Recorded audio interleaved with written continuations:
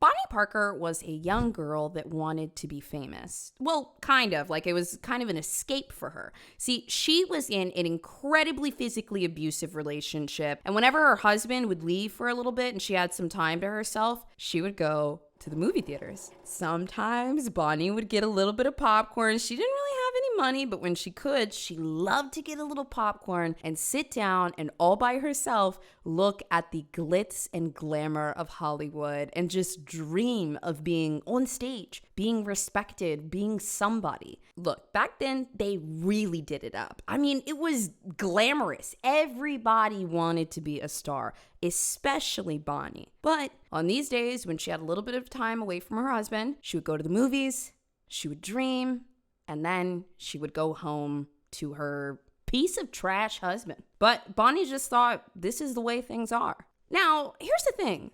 Bonnie is only 16 years old. To so many of us, she still has her whole life ahead of her. But in order to get out of this marriage and live the life that she wants to, she's gonna need a little bit of help from the right guy.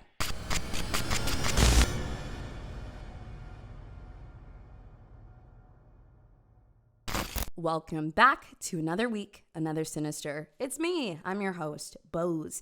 I'm here with you week over week with the ladies of Sinister, our team of researchers, writers, everyone that works on the show. It is impossible for me to do this on my own, so anytime you guys also recognize people in the team, I always really appreciate it. This week is one of the heftiest cases we have ever looked at. I was really curious about the story of Bonnie and Clyde, and when I actually started going through the research, I couldn't believe my eyes. I'm not even kidding. There are so many interesting kind of twists and turns and things that I never knew about Bonnie and Clyde, but I need to give a very serious disclaimer. Serious disclaimer this week. I'm about to tell you a very, very long story, but if you didn't know, Bonnie and Clyde were mostly cop killers. And the first person that Clyde ever killed was his abuser. It was a 200-pound, 6-foot man that was raping him in jail. And Clyde killed him. Also, Bonnie and Clyde is really a love story that involves a string of 11 murders. I'm always trying to remind you guys when to take your empathy cap off, when to put it on, But I need to let you know ahead of time,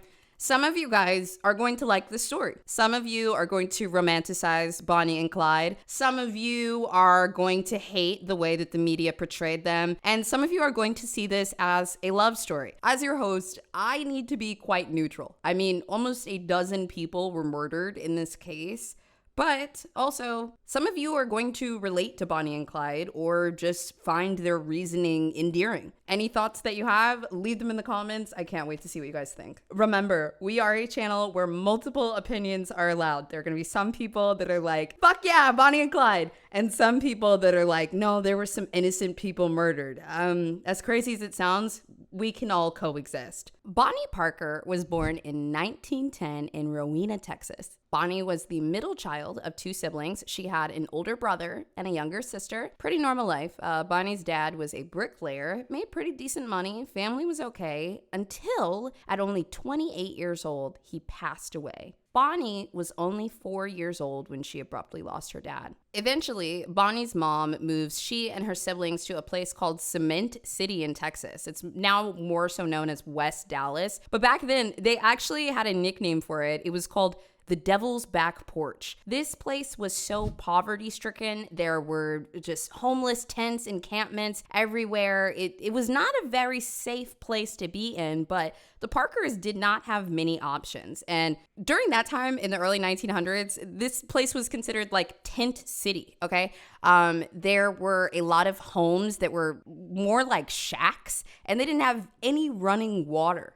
Even a lot of the streets were completely unpaved. It just overall was not a great place to raise children. But of course, Bonnie's mom, she is a single parent that is just trying to figure it out. And it doesn't matter if you're in, the early times of the century or right here, right now. It's like, let's get the roof over our head and figure it out. But that's the environment that Bonnie grew up in. If you're looking for the perfect gift this holiday season, you can try Quince's cashmere sweaters for only $50 or 14 karat jewelry, even bed sheets. Quince is able to produce quality products, cut out the middleman, and get it directly to you. That's why the prices are so good.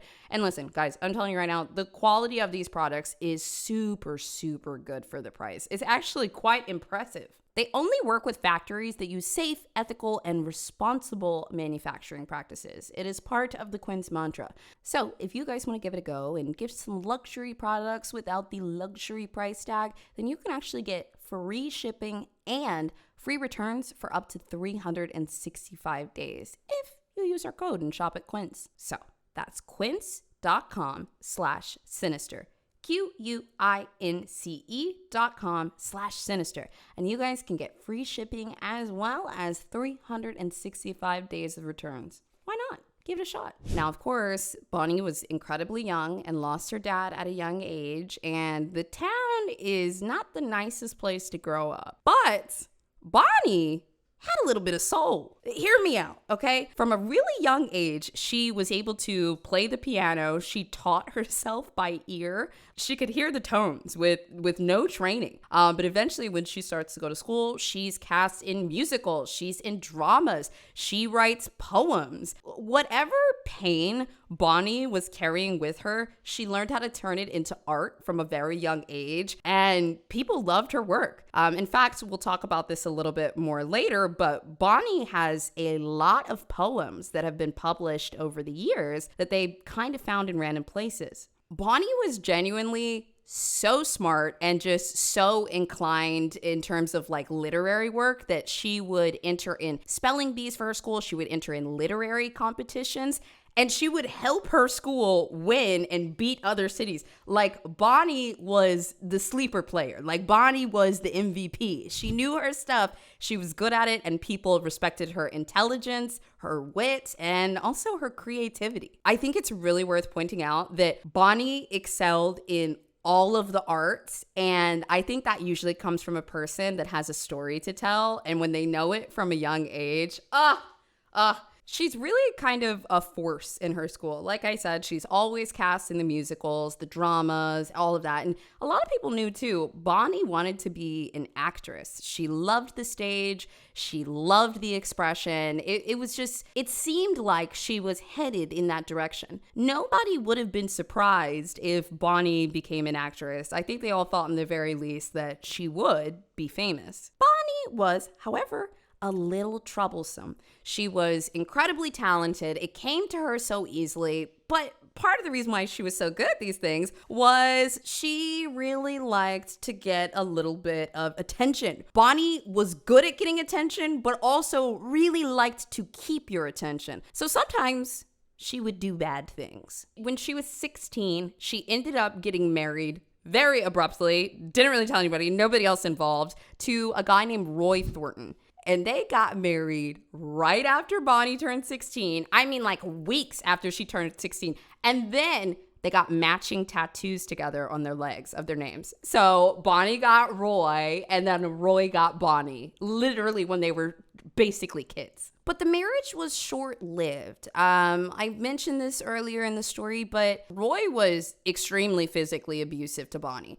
He would actually barely even be home most of the time, but the minute that he came home, he was not a kind husband at all. Bonnie didn't really know what to do about this. She just kind of thought, well, I love him and this is my life, but I mean, he was not just mentally abusive, he was really being awful to Bonnie, and she was only 16 years old. When Roy would leave and Bonnie had a little bit of time to herself, the thing that she loved to do the most was go to the movie theaters. Oh, Bonnie loved the movies.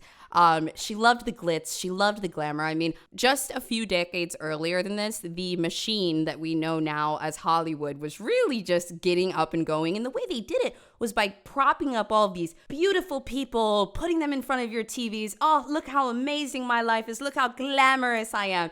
And Bonnie loved it. Also, fun fact, if you guys didn't know this, around the time that I'm telling you this story, this is when popcorn was regularly introduced to movie theaters. It was already a really popular snack in America, but when the Great Depression hit and finances started getting tight in the late 1920s to 30s, they introduced popcorn as a business move to theaters because it was a lot cheaper to produce. Little random tidbit, but I thought it was interesting. So Bonnie is just loving the glitz and the glamour of Hollywood. I mean, she was on stage at school. Everybody loved her. Maybe she could do it on the big screen. But like clockwork, the movie would end and Bonnie would be on her way back home. So this goes on for a while, but a year into the marriage, Roy ends up going to jail for robbery. He was sentenced to 5 years in prison and Bonnie never saw him again. And then he was murdered in jail. And that was the end of her first relationship. After Roy goes to jail, Bonnie ends up moving in with her grandmother, and she's got to make ends meet, so she gets a job as a waitress. And then, in October of 1929, the stock market crashed and the Great Depression hit, plunging everybody into an economic downturn. The Great Depression was one of the longest economic downturns in American history.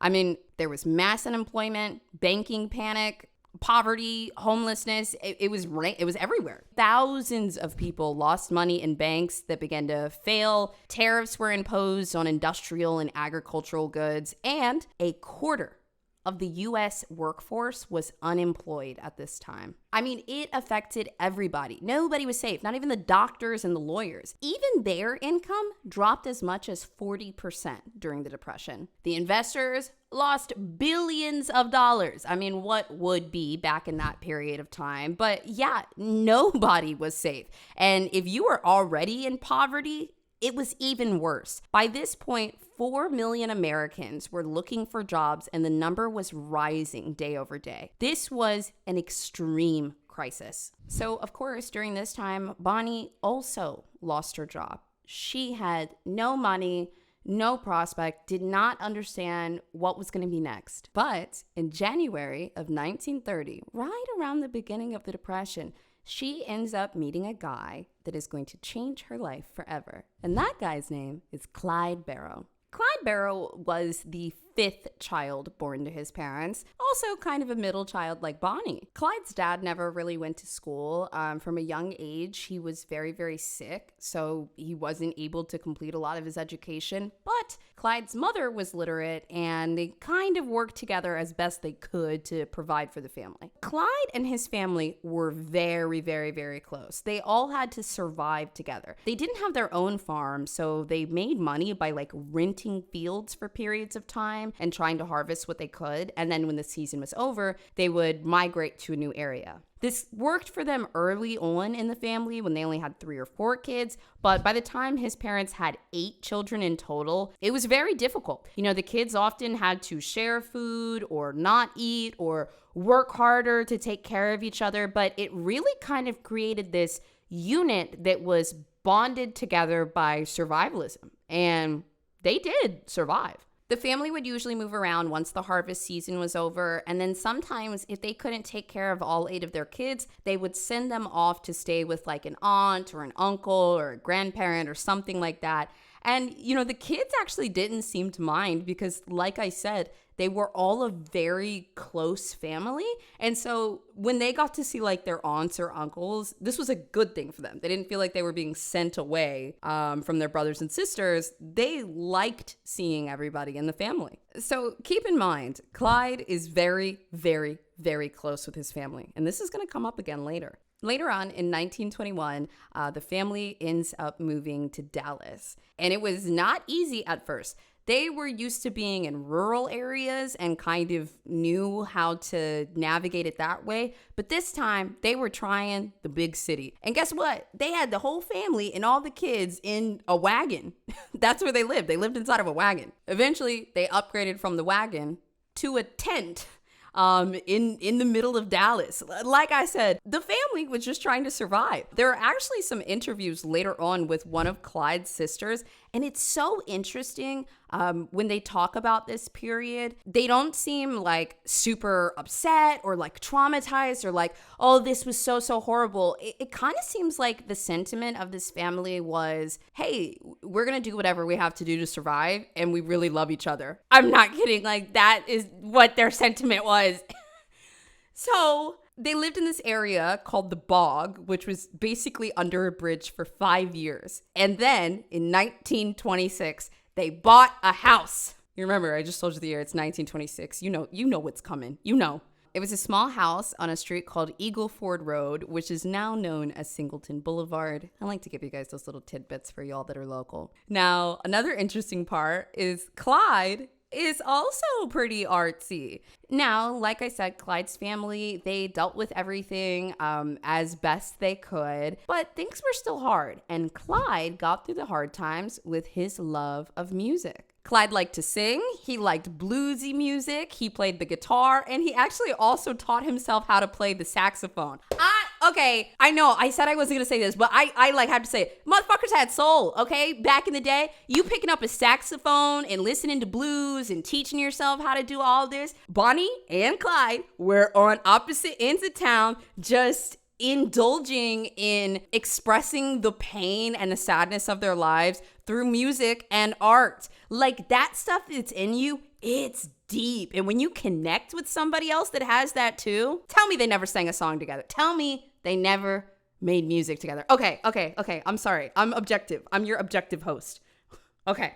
Now, also, like Bonnie, Clyde and his siblings loved the movies. They loved the cinema. Clyde was a little bit different, though. He liked the Westerns. He liked the famous gunslingers. Like, he imagined himself as Jesse James when he was a kid. Now, by the age of 16, Clyde had left school and he had big dreams of enlisting in the military. As a kid, he was actually pretty clean cut and by the book. He wanted to be a part of that organization. So much so that before he even applied to go into the US Navy, he got a tattoo on his arm that said US in for the Navy. Clyde goes in, he tries to enlist, and they tell him that he's not eligible because of childhood disease. It means he had like malaria or something when he was a kid, and they said, sorry, you can't enlist. This event really devastated Clyde. And I mean, the fact that he had the tattoo on his arm and he was so excited about enlisting, I think really speaks volumes.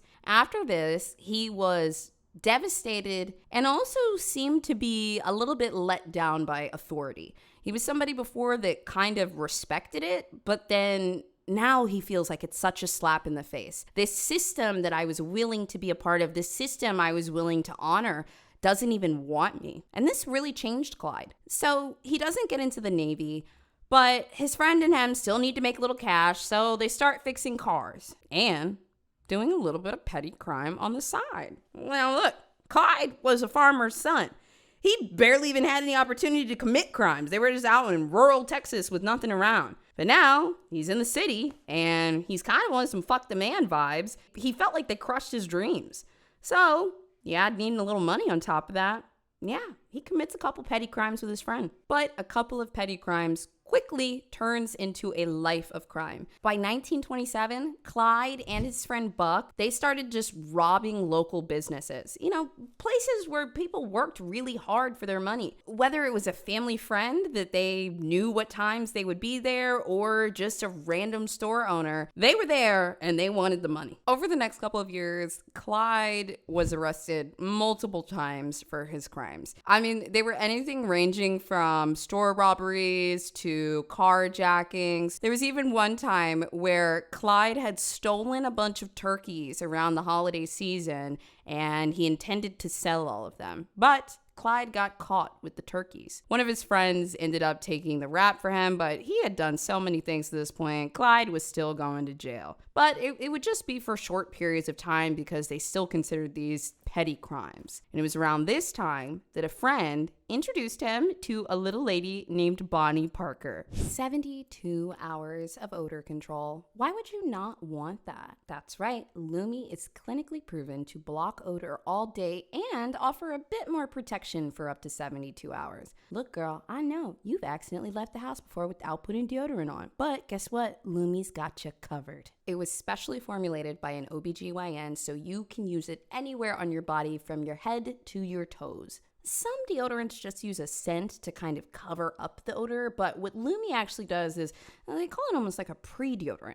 They use something called mandelic acid that actually stops the odor before it starts. It's also baking soda free, paraben free, and pH balanced. And guess what? Of course, I'm gonna give you a discount. But the cool thing is, you know what you can stack on top of the discount code? The Lumi Starter Kit. You can customize it with a few products that you want, like whether it be your scent or if you wanna try the new sweat control products. But you can actually get a discounted starter pack and then also add my code on top. How can you say no? We all need a little deodorant. You may as well try Lumi. So, like I said, it comes with the solid stick deodorant and the cream tube deodorant, and then whether it's like a mini body wash or deodorant wipes that you can like take with you wherever you go. So, if you guys want to try out Lumi, go to LumeDeodorant.com and use the code SINISTER at checkout. It'll give you an extra 15% off. That's LumeDeodorant.com and use the code SINISTER at checkout. When Bonnie and Clyde met, there were fireworks. Let me interject a little here of like my own perspective of one reason why I think this might be. Well, on one hand, Bonnie and Clyde were both into music and arts and it just the expression of self. They were deeply passionate people, and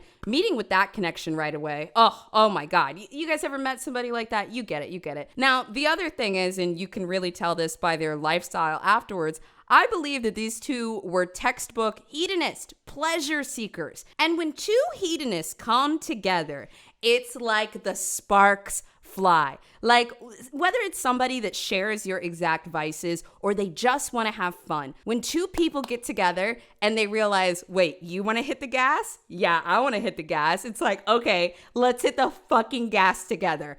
For any of you guys that are like also like total pleasure seekers, you get it. When you meet somebody else that's like that, it's exciting. Now, not only did they have this excitement that they were about to share together, but they also had that basis of passion. They also had that basis of wanting to be loved. And both of them seemed to have a deep capacity for loving somebody else. When you look at pictures of Bonnie and Clyde, I know some of you guys are listening on audio, but there is just this one picture of them we will put up on the screen where the embrace that Bonnie has on this man and the embrace that Clyde has on this woman, I have never even seen it before. To me, the way that they hug each other in this photo is like nobody in the world matters except for each other. They had a very, very intense connection. Now, by the time that Bonnie and Clyde had met through this local friend, Clyde was already in and out of jail and the police were after him for something else. Still, Bonnie didn't care. The romance was so intense. They had already formed this deep love for each other. And oh my gosh, can you guys imagine how intense the connection was like on their first or second meeting? And now, let me remind you, they ain't got no cell phones. There's no texting. The only way they talking is like through a friend or carrier pigeon. They're not calling each other up. Hey, Clyde, they would have these intense, passionate meetings and then can't see each other. There's this longing to bring this back. So every single meeting that they had was probably more and more intense each time. I mean, guys, these two were in love. You would not have been able to separate them. They really had the chance to be this beautiful love story and only that. But Clyde's crimes followed him into the relationship with Bonnie. So they have this super, super intense relationship, but this is not something that starts strong for a few months and then fizzles out. No. They were dating for quite a while. And then in 1930, Clyde gets arrested, and this time he goes in for several charges, and he is not getting out anytime soon. But Bonnie is so love-struck and honestly so ride or die that she goes to visit Clyde at jail. and she brings him a gun. So after she leaves, he attempts a prison breakout using the gun, and he actually does successfully get out, but they catch him and then they put him right back in jail. Clyde just couldn't catch a break. There were too many crimes on the table and they were not letting up. So by April of 1930, he was sentenced to 14 years of hard labor for car robbery and a couple different burglary attempts. They were so done with Clyde that they sent him to one of the worst prisons. It was Eastham State Farm Prison. And this is actually where Clyde would go on to find a couple of his gang members. Eastham was literally considered a hellhole. It was corrupt, it was brutal, the prisoners were beaten senseless with baseball bats, they were run over by horses or sometimes murdered. Yes, run over by horses. Reminder, we're in the 1930s. Also, this is interesting, the prisoners were often forced to sit on a barrel for hours at a time, with their handcuffed hands affixed to a pipe above their heads. This torture was so bad and everything else that this jail did that the prisoners would actually sometimes mutilate themselves to try to avoid the hard labor. Clyde could not handle it all to the point that he cut off his big toe and another toe so that he had a permanent limp and he didn't have to do some of the tasks that were just aggressive. Now, aside from the labor and the horrible conditions, Clyde had another serious problem. There was a man at the jail named Ed Crowder. And Ed had been here for several years prior. He was a 6'1" man and over 200 pounds. And while he was in the prison, he would very violently rape Clyde. It went on for a long time, and Clyde even had friends in the jail. Nobody could help. Nobody knew what to do. It just kept happening. And one day, Clyde couldn't take it anymore. And he fucking killed the guy. He killed the guy in jail. And afterwards, one of his friends who already was sentenced to life in prison that had seen this going on for so long and felt bad about it, took the fall for Clyde. I told you guys, this story is so crazy. Like, the details of Bonnie and Clyde's life is just so interesting. The first person that Clyde ever killed was a man that was raping him. And also, I mean, it was a brutal murder. He crushed his skull and then stabbed him. And yeah, afterwards a friend took the fall for him. And guess what happens next? The prison is overpopulated. So after only serving for 2 years, Clyde gets released. I also think it's interesting that like Clyde had so many like close friends in jail, like people that are willing to take the fall for him, you know, like people liked Clyde, of course, before everything else that happened. But he had this friend named Ralph, and Ralph was also released due to overcrowding. And now they're both out at the same time, whole world in front of them. And guess what Clyde does first? He calls Bonnie. He calls Bonnie and they reunite, and it's like nothing changed. Well, at least between them. At this point, Clyde has changed. He's a completely changed person. I mean, in the beginning, you saw the way that the rejection from the Navy made him resentful and questioning of authority. Well, now he's been in this prison for years where not only is he being abused by another inmate, but these prison guards were just wildly abusing their power. When Clyde gets out of jail, he's a brand new man. And this man does not like authority. Listen, I'm trying to be responsible, but thank you for allowing me to be a teeny bit human in this because, I mean, this story is just crazy. So these kind of changes that I'm saying happened to Clyde, oh my God, they are happening on a deep, fundamental level. Like, he's just a totally different person, but not to Bonnie, not to Miss Bonnie Parker. This is still her sweet man, her cutie pie, her saxophone playing, passionate, do anything to survive, protect you all day. It's Clyde. Time has passed and her connection with him has not changed at all. They really, really, really, really loved each other. Bonnie loves him so much, she starts committing crimes with him. They're robbing gas stations, they're robbing banks, they're robbing small stores. And I do need to remind you guys, these are local business owners. I know there's the Robin Hood aspect of it, but I don't want that to be lost either. They're just robbing anybody, everyone. It's the Great Depression. They're trying to survive. But through all of this, Clyde starts to tell Bonnie about the horrors that he endured at the prison, and Ralph too. He starts to express that his big life goal, this big thing that he wants to do, is set up a massive raid at that prison and get back at everybody that ever messed him up. He felt like the whole system was wildly unjust. There was a whole bunch of prison guards that he was never going to forget, and he just couldn't stop thinking about it. And Bonnie wants him to get justice too. But April 19th, 1932, Bonnie and Ralph get arrested for a failed robbery attempt at a hardware store. They're both arrested, and when Ralph is caught and tried, they gave him 10 years starting May 11th, 1932. Bonnie was also incarcerated, but got a little bit of a lesser sentence. While she was in jail, she started writing these really, really long poems. There's actually one that you can read. It's called The Story of Suicide Sal. And it's a poem about an innocent country girl who was lured into a life of crime. She has a couple of different poetry collections that are online you can look up, but I just thought the concept of that one was pretty interesting. So even though Ralph got 10 years, Bonnie only did 2 months in prison. She was released after being, quote, no-billed. No-bill basically means that they don't have any proof she committed the crime, so may as well let her go. Listen, I guess back then things were a little wonky, because, I mean, Clyde was supposed to get 14 years, and he was out after 2, right? So, Bonnie, 2 months, and she's out of jail. And you guys already know where Bonnie's going as soon as she gets out. Right into Clyde's arms.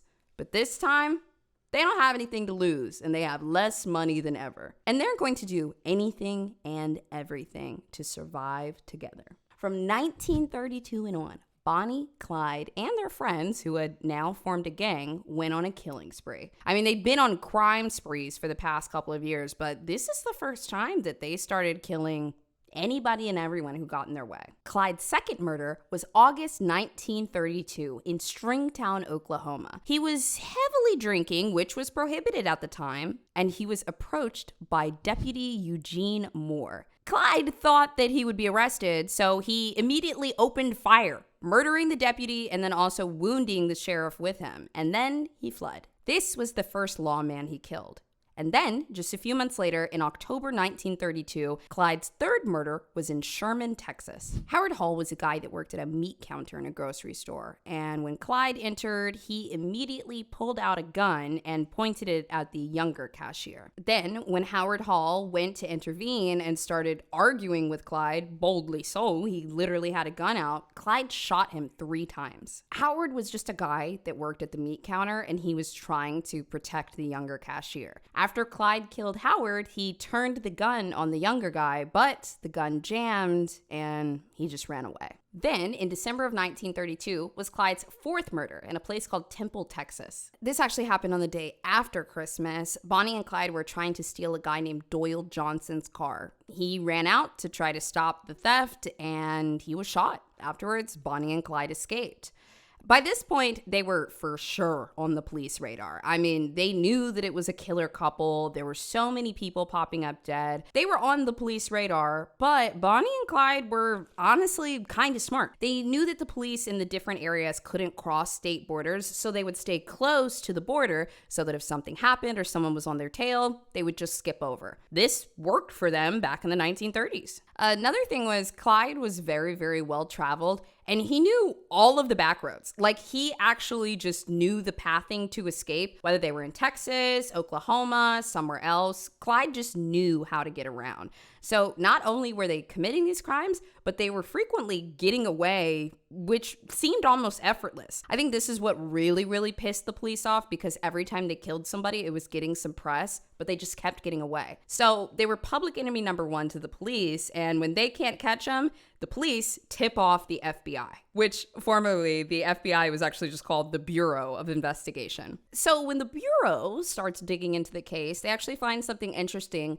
In one of the cars that had been stolen, there was a prescription in the back seat, and it was for Bonnie's aunt. After the Bureau's findings, the commissioner in Dallas sends out a warrant for the arrest of Bonnie and Clyde. Now, the police have been trailing them for years, but this warrant and the FBI coming after them, Bonnie and Clyde decided, we're going to need more guns. And that's exactly what they did. Their goal was to get more firepower and more money. I mean, also, it seems like they enjoyed all of this. It wasn't just all for justice. I mean, some of it was a bit thrilling. They not only had a full armory of guns, but they also had one of the fastest cars that you could get at the time. They had stolen this brand new Ford model that had a V8 in it. And at the time, it had 85 horsepower, so on dirt roads, they could drive 75 miles per hour. And also, this engine was originally only in boats and airplanes. So they had stronger guns than the police,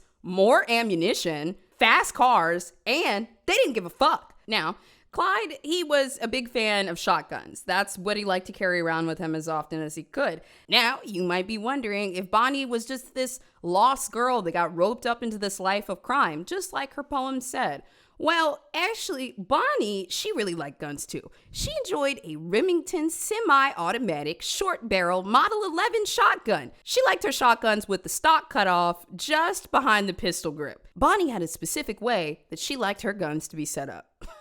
Now, in 1933, with the best guns they can find after robbing armories and the fastest car on the market, there are no rules for them. And they don't care. I also want to point out, did anyone else think that Bonnie and Clyde had like a short-lived relationship, like a year or two? No, we're in 1933 now. This went on for years and years and years. Now, by January 1933, Clyde and his gang had their fifth murder in Dallas, Texas. It was a guy named Deputy Malcolm Simmons Davis. He was one of the 6 officers that was staking out this house that they suspected Bonnie and Clyde might be in, like a safe house. And Clyde does not know that there's these lawmen, that's what they called them, lawmen that are watching the house. So he approaches one night thinking that it's clear, but then suddenly he gets surprised by the deputy and he just shoots him. These were very messy and panicked killings half the time. It was like Clyde thinking that he was going to get caught, so he just shoots. He's like, you're not taking me back to jail. No conversation. He just shoots the deputy right away with the shotgun he has hiding under his coat.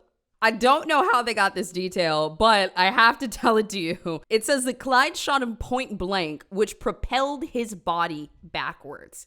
It was quick. Then afterwards, he ran about half a mile and Bonnie was there to pick him up. Maybe this was a meeting spot for Clyde to say, hey, coast is clear, come on in. But in this case, he was running at him and saying, let's go, let's go. Next, Bonnie and Clyde decided maybe to get what they wanted, they had to start taking hostages. And they did. Their next crime, when they stole somebody's car, they then took the 2 hostages with them. But I guess it wasn't really their style because they let the hostages go. They were like, never mind, let them free. So next, the gang gets a little bit bigger when Buck, who is Clyde's brother, joins with his wife, Blanche. Then, right after they join, in April 1933, the next 2 murders are committed. This time, once again, lawmen. This was in Missouri, and it was a guy named Harry L. McGinnis and John Wesley Harriman. They're 2 officers. They had gone to this newly constructed apartment, hearing that there were bootleggers inside, people drinking. The officers went inside the building, not knowing that the building housed Bonnie and Clyde. And you guys know, as soon as Clyde thinks he's going to jail,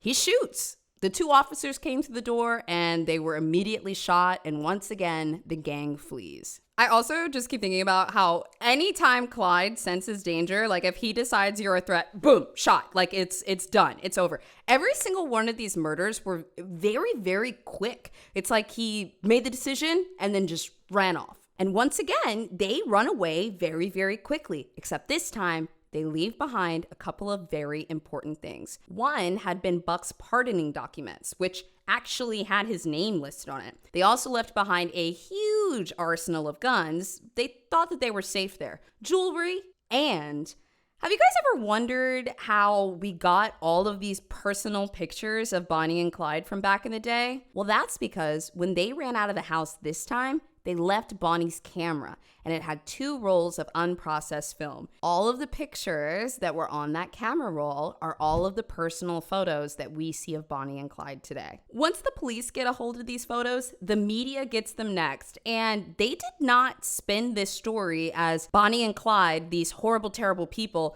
The narrative that came from the press actually was rebels with a cause, people that are fighting against poverty.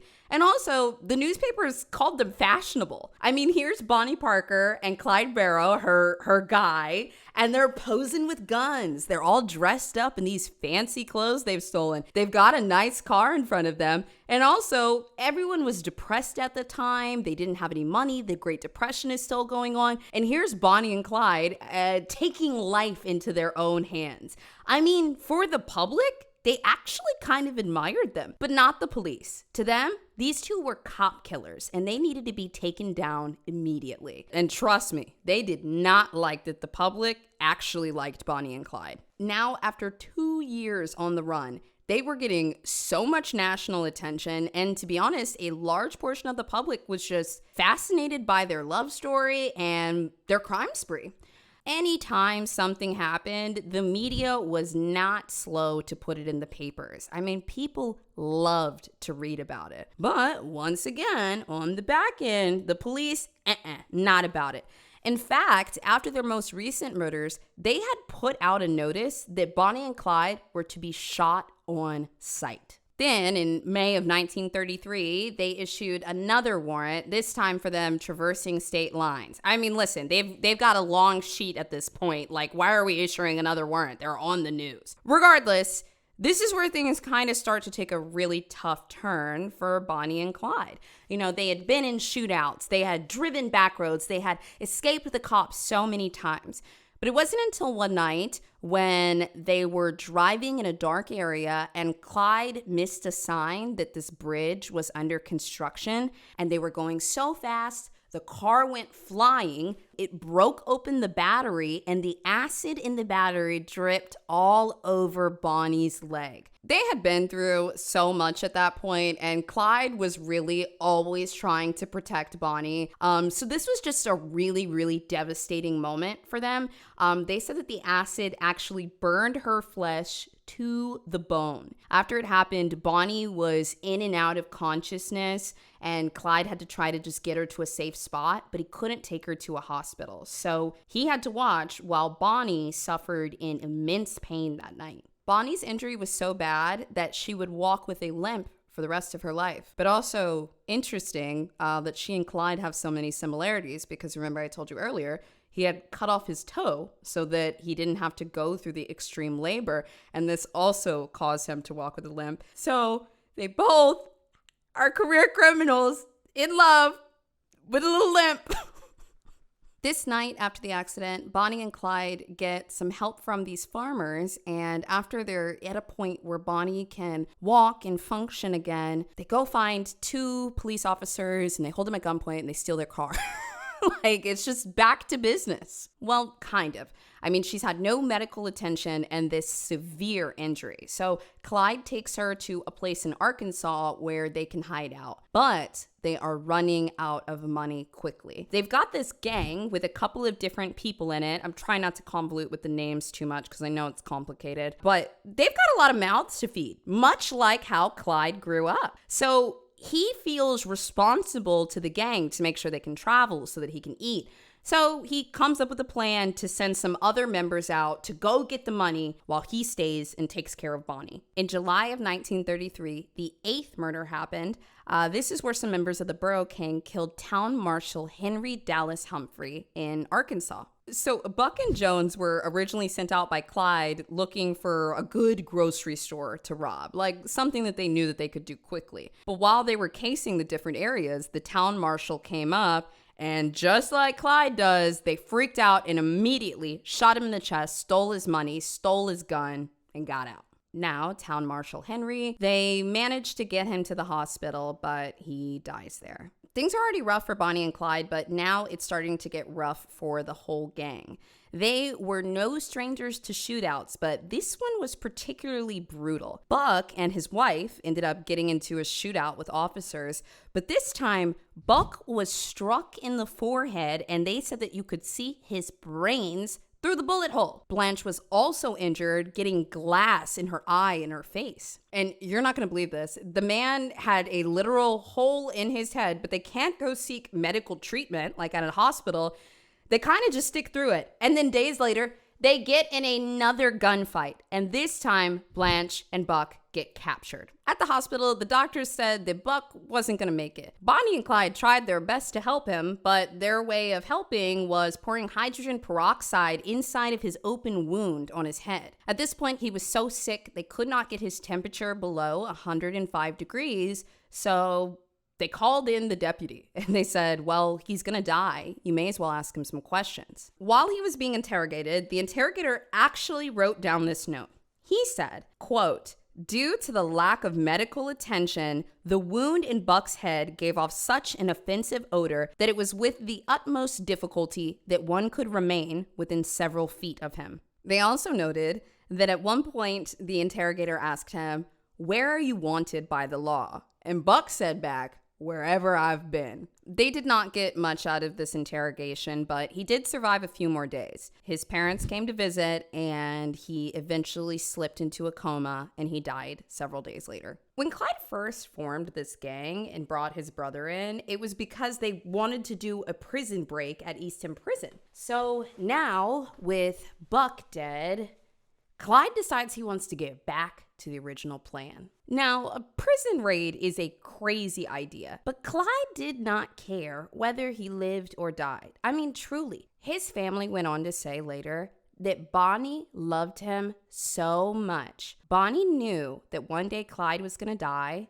and she wanted to be right there next to him. I mean, she is the true original definition of a ride or die. She wanted to die next to her man. And even Clyde's family echoed that so much later. They were like, yeah, she really loved him. And like, bro, I thought I was a ride or die. You probably thought you were a ride or die. No, like we're not. This is the origin of the ride or die. It's Bonnie Parker. So now, in January of 1934, Bonnie and Clyde commit their 9th murder. This time, it was a little bit different because they were at Easton Prison, exactly where Clyde wanted to start his revolution. But he's not ready for the prison raid yet. Right now, he's trying to break out one of his friends. Their friend's name was Ryan Hamilton. So they break into the jail and they give Ryan a gun. But a prison guard shows up. His name was Major Joseph Croson. But this time, the prisoners got involved. The convicts got involved. It wasn't time for the raid yet, but they got in. One ended up shooting the prison guard, and then another guard that came to help named Olin. Olin survived, but Joseph did not. They ended up getting their friend Ryan out of jail, and they brought a couple more inmates with them. One of the now escaped convicts, a guy named Henry, he ends up joining the gang as well. So when they have these prison breaks, they kind of like get their friends out who were cycling in and out of the jail, but they pick up some other inmates along the way,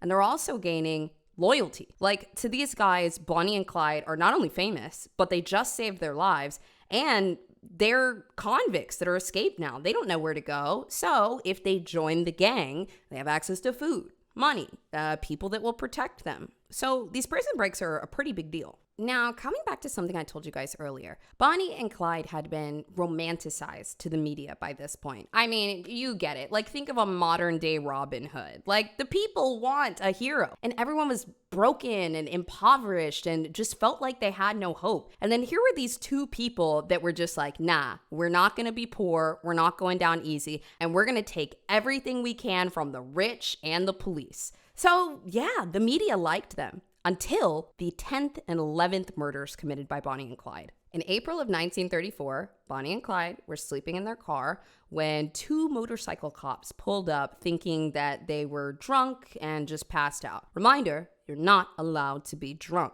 So them coming up and tapping on the windows was like these people were going to jail. But as you know so far, Clyde's not going back. So as soon as these people tap on the window, Clyde pulls out his gun. But this time, he has a different plan. He wants to try to take these police as hostages. So he says, quote, let's take them. But Henry, the new guy that just joined the gang, thinking like Bonnie and Clyde are just about kill, kill, kill, steal, steal, steal, he immediately shoots the two officers when actually Clyde wanted to take them with them. Just to give you the scope of events, Clyde says, we should take them. And then Henry fires. And Clyde is like, what the fuck? Realizes it's out of control. And so then he shoots the other guy and is like, let's get out of there. Now, this was also a little bit of a strange murder because there were witnesses around. Not close by, but within an earshot. What ends up happening is the witness accounts are supposedly really blown out of proportion. So I'm going to explain to you like what happened and the way this played out. But afterwards, I want to just offer you an alternative thought on it because I just thought this was very strange. So shortly after the murder of the two motorcycle cops,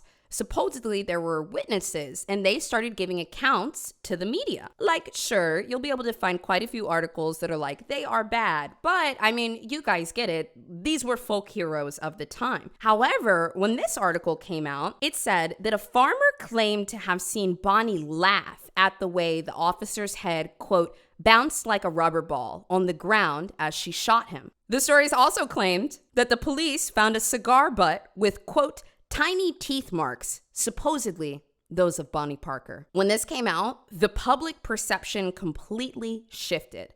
Now, yes, these were cops and they were known before as cop killers, but suddenly this was seen as a senseless killing and that Bonnie was this horrible, terrible woman. Now, the public agreed with the mandate that Bonnie and Clyde were to be shot on sight. Sometimes I like to save my thoughts here for the end, but I just really want to insert this here.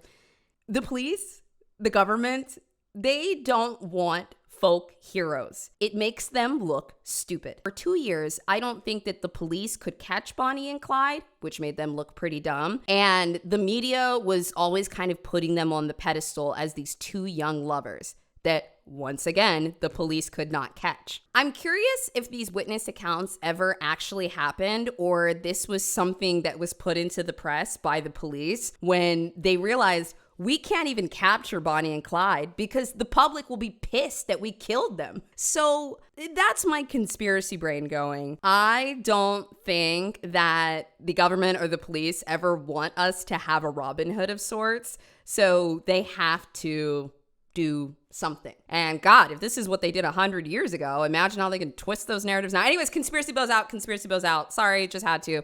God, I said I was going to be objective. I'm trying, okay? Also, if you enjoy Sinister, I'm here with you once a week, generally. Subscribe to the channel. Thank you. After this, the now 3 escaped and they headed to Oklahoma where their 12th and final murder was committed. When they were traveling through Oklahoma, the group's car broke down. So Clyde, on the side of the road, tried to flag down a motorist. The motorist didn't want to stop, but instead told the constable, which was, basically the police. So the constable came out to help the motorist, and lo and behold, it's Clyde. And what does Clyde do when the police show up? He shoots him. He doesn't know if they're here to help. He doesn't know who they are. They shoot him.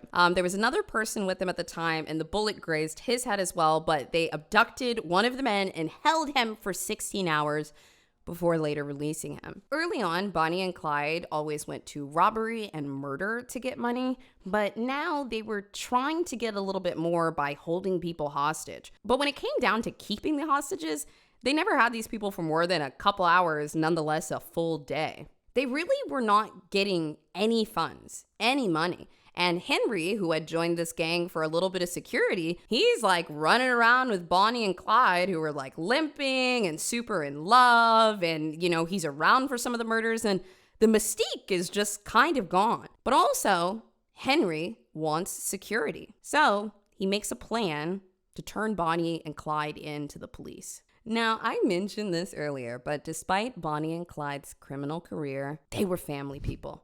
They loved their families. Bonnie regularly went to see hers, and Clyde regularly went to see his family. They were on the run. The police were watching their safe houses. The police were watching their family, but they always figured out a way to see them. It was really important to them. So when Henry joined the gang, they let him know, hey, family is number one. Whenever you need to see your pops or something, let us know. We'll set it up. Isn't that crazy? So Henry used this to his advantage. And he told Bonnie and Clyde that he wanted to go see his dad. And he did. He spent some time with him. And then Bonnie and Clyde came back to pick up Henry, their other gang member. Now, the reason Henry got involved was there were 2 officers working on the case who would not let it go. They had to catch Bonnie and Clyde. So, knowing that they visited their families frequently, they enlisted Henry's dad early. And then also, here's another strange detail. This officer that was tracking them really hard in the final days, he enlisted 2 other main deputies for it. And one of them was a guy named Ted Hinton, who actually knew Bonnie Parker when she was a waitress earlier in the story. And he had a crush on her. So now, 8 years later, his job is to find and kill the waitress he had a crush on. And I mean that verbatim, because the instruction is to shoot on sight. Now, after enlisting Henry's dad on the plan, on May 24th, 1934, the police were posted up on Highway 154 in Gippsland, Louisiana. This is the only road that leads to Henry's parents' house. They knew where they were going to be, and they were ready. They had set up early. But then, around 9 a.m., the police saw Clyde's V8 speeding down the road. Now, the trap was coming up. It was Henry's dad stranded on the side of the road with his car broken down. The officers were a bit out of sight, but as Clyde started pulling up, he looked at this person on the side of the road that needed help, but all the police started firing. They fired over 130 rounds into Bonnie and Clyde's car, killing them instantly. Clyde was shot in the head, so when he died, it was instant. But Bonnie actually screamed during the shooting, implying that she survived for at least a few seconds, knowing what was happening. Henry, the other person in the gang, he was involved the whole time. He was going to get a pardon for helping his dad turn in Bonnie and Clyde. The police were pretty happy that it was finally over. But remember I said that officer Hinton that had a crush on Bonnie when she was a waitress? He said later that he was really upset about the way that it all ended. I just want to give you guys a heads up. This part is really disturbing. He said after Bonnie and Clyde died, the scene had to be processed, which basically meant that for hours, their bodies were there in the car. But of course, this became a spectacle. So other police officers were asked to guard the bodies, but instead, they took bribes. Some people came and ransacked all of the guns, all of the jewelry. One person took Clyde's saxophone. Someone else took different articles of Bonnie's clothing. And then, as more hordes of people started to show up, they were allowed inside of the car where they cut pieces of Bonnie's bloodied hair off of her head to keep as a souvenir. When there was no more hair to cut off, they then started cutting and ripping up pieces of her dress, covered in blood, just to have a little souvenir. Eventually, the officers realized that this was absolute mayhem, and they called it all off, but not before somebody attempted to cut Clyde's thumb off so that they could keep it for themselves as well. Their death was a huge spectacle, and just like that, the infamous duo was killed May 23rd, 1934. Now, I want to point out, this is a Sinister. It's Bonnie Parker, but, some people have questions of how involved she was in the crimes. She was always by Clyde's side, didn't stop any of it, but seemingly allowed the gang to do most of the dirty work. But also, Bonnie loved guns too. At the end of it all, when they really dug into it, according to the reports, she was involved in at least 11 shootings, 2 prison breaks, up to 10 kidnappings, and more than a dozen armed robberies. I think Clyde and the gang were doing most of the kills, but Bonnie was around for the ride. For 5, 6 years? And one last piece of the story. As you may have expected, Bonnie wanted to be buried next to Clyde. She knew she was gonna die. She knew they both were gonna die. And this was her number one request. But in the very end, her mother refused. She felt like Clyde had taken her life away and she wouldn't let him have her in death.